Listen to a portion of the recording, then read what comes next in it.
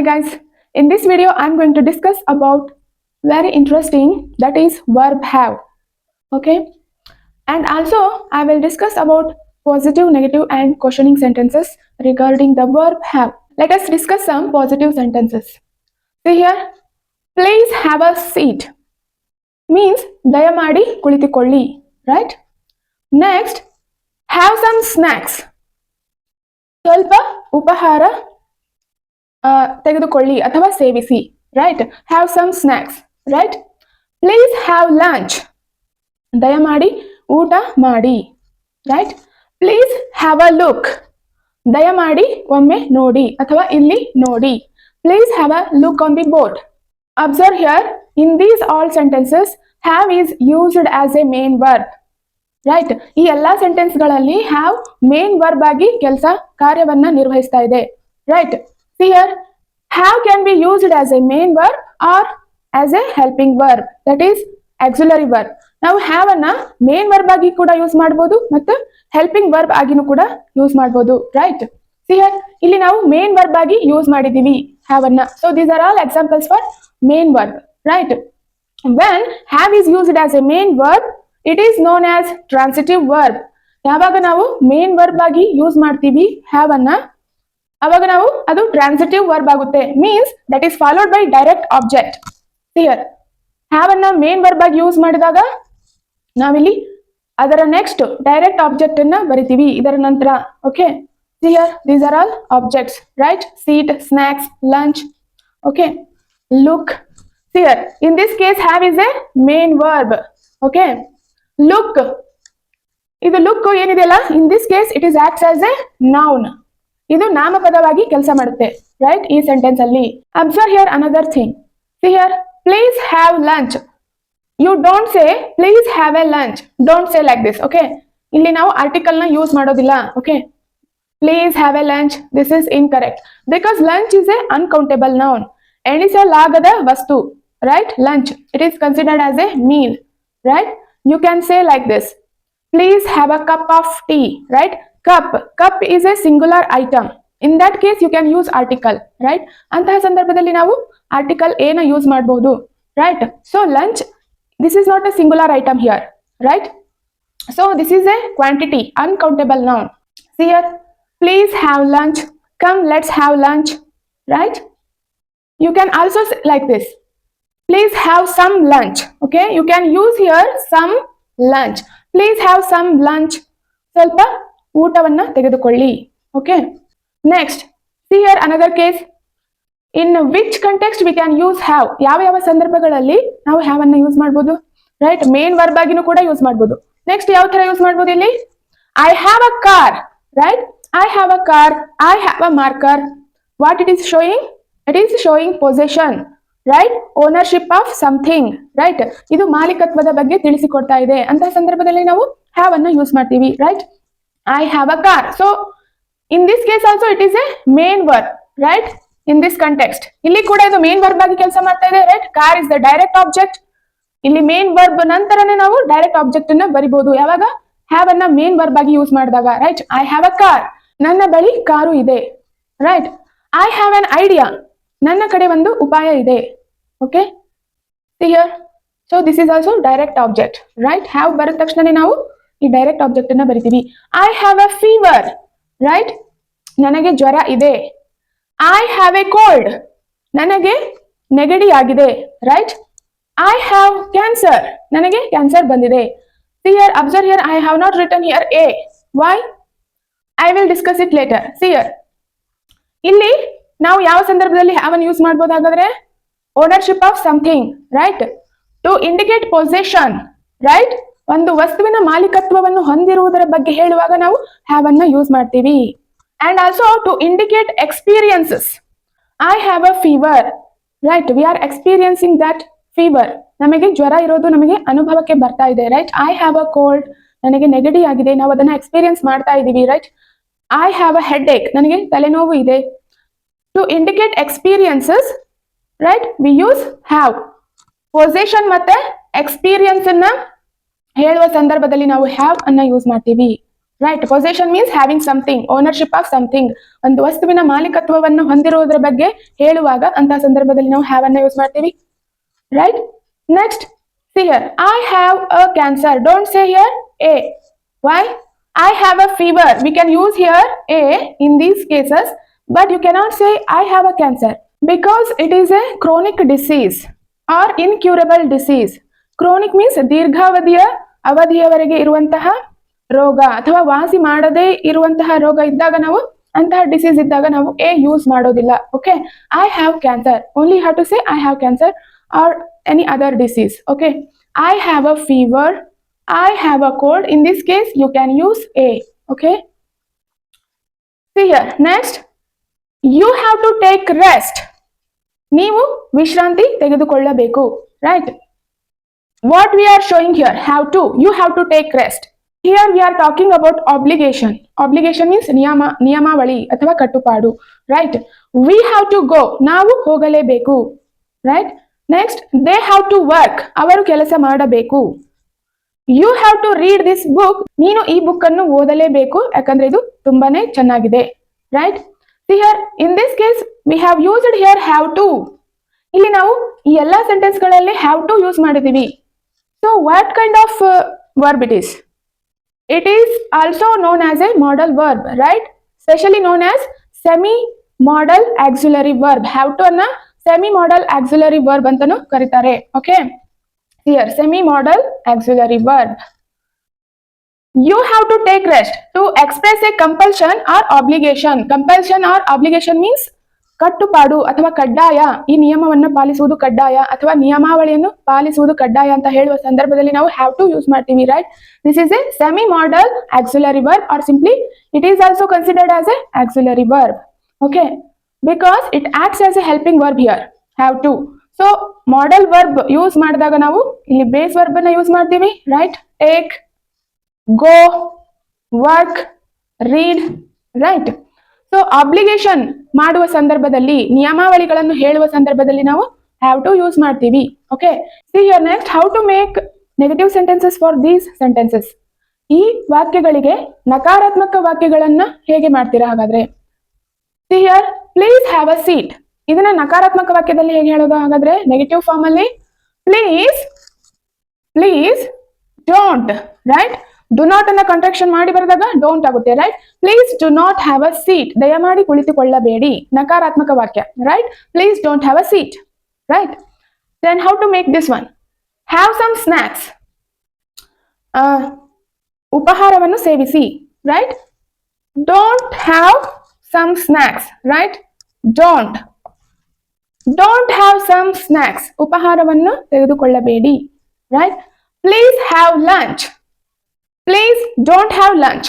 Right. ದಯಮಾಡಿ ಊಟ ಮಾಡಬೇಡಿ. ನಕಾರಾತ್ಮಕ ವಾಕ್ಯಗಳನ್ನ ಮಾಡ್ತಾ ಇದೀವಿ. Right. Please don't have lunch. Okay. Next, please have a look.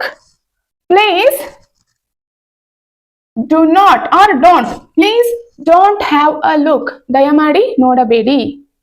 Right. Next, see here. I have a car. How to write in negative form? I don't have a car. ನನ್ನ ಬಳಿ car ಇಲ್ಲ. Right. I don't have a car. Next, I have an idea. So this is positive sentence, right? Then how to write in negative form? I don't have an idea. ನನ್ನ ಬಳಿ ಉಪಾಯವಿಲ್ಲ. Right. Next, I have a fever. You only tell this one. I don't have a fever. Right. ನನಗೆ ಜ್ವರ ಬಂದಿಲ್ಲ ಅಥವಾ ಜ್ವರ ಇಲ್ಲ. I have a cold. I don't have a cold. Right. I don't have a cold. ನನಗೆ ಶೀತವಾಗಿಲ್ಲ ಅಥವಾ ನೆಗಡಿ ಆಗಿಲ್ಲ. Right. I have cancer. I don't have cancer. Right. Then how to make these sentences in negative form? You have to take rest. You don't have to ಅಥವಾ need to ಬರಿಬಹುದು. You don't have to take rest. You don't have to take rest. ನೀವು ವಿಶ್ರಾಂತಿ ತೆಗೆದುಕೊಳ್ಳಬೇಡಿ. Right. You don't need to take rest. ಇದನ್ನು ಕೂಡ ನಾವು ಬರಿಬಹುದು. Okay. Next, we have to go. ನಾವು ಹೋಗಬೇಕು. We don't have to go. Right. We don't have to go. ನಾವು ಹೋಗಬೇಕಾಗಿಲ್ಲ. Next, they have to work. They don't have to work. Right? Don't. ಅವರು ಕೆಲಸ ಮಾಡಬೇಕಾಗಿಲ್ಲ. You have to read this book. ನೀನು ಈ ಪುಸ್ತಕವನ್ನು ಓದಬೇಕು. How to form in negative? You don't. You don't have to read this book. ನೀನು ಈ ಪುಸ್ತಕವನ್ನು ಓದಬೇಕಾಗಿಲ್ಲ. Right? Next, how to form these sentences in questioning form. ಈ ವಾಕ್ಯಗಳನ್ನ ಪ್ರಶ್ನಾರ್ಥಕ ವಾಕ್ಯಗಳನ್ನಾಗಿ ಹೇಗೆ ಬದಲಾಯಿಸುವುದು ಹಾಗಾದ್ರೆ? Here, please have a seat. ದಯಮಾಡಿ ಕುಳಿತುಕೊಳ್ಳಿ. Right? Do you want to have a seat? ನೀವು ಕುಳಿತುಕೊಳ್ಳುತ್ತೀರಾ? ಕುಳಿತುಕೊಳ್ಳಲು ಇಷ್ಟಪಡುತ್ತೀರಾ? Would you like to have a seat? Would ಮತ್ತೆ do ನೀವು ಎರಡನ್ನು ಯೂಸ್ ಮಾಡಬಹುದು. Have some snacks. Would you like to have some snacks? ನೀವು ಉಪಹಾರ ಸೇವಿಸಲು ಇಷ್ಟಪಡುತ್ತೀರಾ? Right? Do you want to have some snacks? Okay? Please have lunch. ದಯಮಾಡಿ ಊಟ ಮಾಡಿ. Would you like to have lunch? Or would you like to have some lunch? Do you want to have some lunch? Okay? ನೀವು ಊಟ ಮಾಡಲು ಇಷ್ಟಪಡುತ್ತೀರಾ? Please have a look. Then how to make in questioning sentence? Do you want to have a look? ನೀವು ನೋಡಲು ಇಷ್ಟಪಡುತ್ತೀರಾ? Would you like to have a look? Okay? ಇಲ್ಲಿ would ಮತ್ತೆ do ಎರಡನ್ನು use ಮಾಡಬಹುದು. Next, I have a car. ನನ್ನ ಬಳಿ car ಇದೆ. Then how to make questioning sentence? Do I have a car? ನನ್ನ ಬಳಿ ಕಾರ್ ಇದೆಯಾ? Okay, ನಿಮ್ಗೆ ಕನ್ಫ್ಯೂಸ್ ಆದ್ರೆ ಇಲ್ಲಿ I ಬದಲು I will write here you. Okay?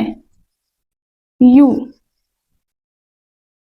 I have a car means ನನ್ನ ಬಳಿ ಕಾರ್ ಇದೆ. ಅದನ್ನೇ ಕ್ವಶನ್ ಫಾರ್ಮ್ ಅಲ್ಲಿ ಬರೆದಾಗ do I have a car? ನನ್ನ ಬಳಿ ಕಾರ್ ಇದೆಯಾ? You have a car. ನಿಮ್ಮ ಹತ್ತಿರ ಕಾರ್ ಇದೆ. Right? Do you have a car? ನಿಮ್ಮ ಹತ್ತಿರ ಕಾರ್ ಇದೆಯಾ? Right? You have a fever. ನಿಮಗೆ ಜ್ವರ ಇದೆ. Do you have a fever? ನಿಮಗೆ ಜ್ವರ ಇದೆಯಾ? You have cancer. How to make in questioning form? Do you have cancer? Okay? I have an idea. Do I have an idea? Otherwise, you have an idea. Do you have an idea? ನಿಮ್ಮ ಬಳಿ ಉಪಾಯವಿದೆಯಾ? Right? I have a cold. I have a cold. ನನಗೆ ನೆಗಡಿ ಆಗಿದೆ. Do I have a cold? ನನಗೆ ನೆಗಡಿ ಆಗಿದೆಯಾ? ಅಥವಾ see here. You have a cold. Do you have a cold? ನಿಮಗೆ ನೆಗಡಿ ಆಗಿದೆಯಾ? Right? So like this you can make a questioning sentences. See here next. You have to take rest. ನೀವು ವಿಶ್ರಾಂತಿ ತೆಗೆದುಕೊಳ್ಳಬೇಕು. Then how to make in questioning form? Do you have to take rest? ನೀವು ವಿಶ್ರಾಂತಿ ತೆಗೆದುಕೊಳ್ಳಬೇಕಾ? You can also say like this. Do you need to take some rest? ನೀವು ವಿಶ್ರಾಂತಿ ತೆಗೆದುಕೊಳ್ಳಲು ಬಯಸುತ್ತೀರಾ? We have to go. ನಾವು ಹೋಗಬೇಕು. Do we have to go? ನಾವು ಹೋಗಲೇಬೇಕಾ ಅಥವಾ ಹೋಗಬೇಕಾ? They have to work. ಅವರು ಕೆಲಸ ಮಾಡಬೇಕು. Do they have to work? ಅವರು ಕೆಲಸ ಮಾಡಬೇಕಾ? Right? You have to read this book. ನೀನು ಈ ಪುಸ್ತಕವನ್ನು ಓದಬೇಕು. Do you have to read this book? ನೀನು ಈ ಪುಸ್ತಕವನ್ನು ಓದಬೇಕಾ? So like this you can make both negative and questioning sentences. Okay? Okay, let us see some other two contexts where we can use have. ಇನ್ನು ಎರಡು ಸಂದರ್ಭಗಳಲ್ಲಿ ನಾವು have ಅನ್ನು use ಮಾಡಬಹುದು. Okay? See here first one. I have done my work. Right? So what is this? Have plus past participle of the main verb. Right? I already discussed about this. Right? Do is the base verb. Did is the past simple. Done is the past participle of the main verb. So have is used to form perfect tenses. Have perfect tense ಅನ್ನ ರೂಪುಗೊಳಿಸೋದಕ್ಕೆ ಸಹಾಯ ಮಾಡುತ್ತದೆ ಅಂತ ಹೇಳಿದೆ. Right? I have done my work. ನಾನು ನನ್ನ homework ಅನ್ನು ಅಥವಾ work ಅನ್ನು ಮಾಡಿ ಮುಗಿಸಿದ್ದೇನೆ. Right? What do you mean by perfect tense? So this is in present perfect tense. Right? See here. ಇವಾಗ ತಾನೇ just complete ಆಗಿದೆ. Right? Even though it is a finished action that is relevant to the present. ಮುಗಿದು ಹೋಗಿರುವ ಘಟನೆ ಆಗಿದ್ರೂ ಕೂಡ ವರ್ತಮಾನ ಕಾಲಕ್ಕೆ ಅನ್ವಯಿಸುತ್ತದೆ. ಯಾಕಂದ್ರೆ ಇವಾಗ ತಾನೇ ಜಸ್ಟ್ ಕಂಪ್ಲೀಟ್ ಆಗಿದೆ ವರ್ಕ್. ಓಕೆ, ಅಂತ ಸಂದರ್ಭದಲ್ಲಿ ನಾವು ಪರ್ಫೆಕ್ಟ್ ಟೆನ್ಸ್ ಅನ್ನ ಯೂಸ್ ಮಾಡ್ತೀವಿ. Right? I have eaten breakfast. Right? Have plus past participle of the main verb. Right? That is eaten. Okay? Eat is the base verb. Ate is the past simple. Eaten is the past participle of the main verb. ಇವಾಗ ತಾನೇ just complete ಆಗಿದೆ. Okay, so ವರ್ತಮಾನ ಕಾಲಕ್ಕೂ ಅನ್ವಯಿಸುತ್ತದೆ. I have drop you a message. ನಾನು ನಿನಗೆ ಸಂದೇಶವನ್ನು ಕಳಿಸಿದ್ದೇನೆ. ಇವಾಗ ತಾನೇ just ಕಳಿಸಿದ್ದೀನಿ. Right?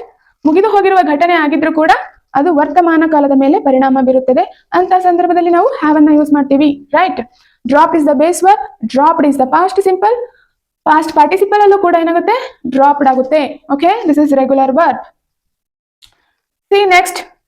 In 2030, we will have been married for 25 years. What it is indicating? Duration, right? To express duration of a situation in future. So ಭವಿಷ್ಯತ್ ಕಾಲದಲ್ಲಿ ಒಂದು ಅವಧಿಯವರೆಗೆ ನಡೆಯುವ ಘಟನೆಯ ಬಗ್ಗೆ ಹೇಳುವಾಗ ನಾವು ಹ್ಯಾವ್ ಅನ್ನು ಯೂಸ್ ಮಾಡ್ತೀವಿ. In 2030 we will have been married for 25 years. 2030ಗೆ ನಾವು ಮದುವೆಯಾಗಿ 25 ವರ್ಷಗಳಾಗುತ್ತವೆ.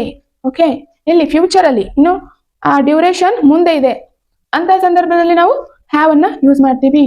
Okay, then how to make negative form, ನಕಾರಾತ್ಮಕ ವಾಕ್ಯಗಳನ್ನು ಮಾಡೋದು ಹೇಗೆ ಹಾಗಾದ್ರೆ? See here, I have done my work, ನಾನು ನನ್ನ ಕೆಲಸವನ್ನು ಮುಗಿಸಿದ್ದೇನೆ. ಐ ಹ್ಯಾವ್ ನಾಟ್ ಬರುತ್ತೆ, right? I have not done my work, ನಾನು ನನ್ನ ಕೆಲಸವನ್ನು ಮಾಡಿಲ್ಲ, right? I have eaten breakfast, ನಾನು ಉಪಹಾರವನ್ನು ಸೇವಿಸಿದ್ದೇನೆ. I have not, right? I have not eaten breakfast, ನಾನು ಉಪಹಾರವನ್ನು ಅಥವಾ ತಿಂಡಿಯನ್ನು ಸೇವಿಸಿಲ್ಲ, right? I have dropped you a message, ನಾನು ನಿನಗೆ ಸಂದೇಶವನ್ನು ಕಳಿಸಿದ್ದೇನೆ. I have not, right? I have not dropped you a message, ನಾನು ನಿನಗೆ ಯಾವುದೇ ಸಂದೇಶವನ್ನು ಕಳಿಸಿಲ್ಲ. Here in 2030 we will have not been married for 25 years. 2030 ಬಂದ್ರೆ ನಮಗೆ ಮದುವೆಯಾಗಿ 25 ವರ್ಷಗಳು ಆಗಿರೋದಿಲ್ಲ. Okay, then how to make questioning sentences?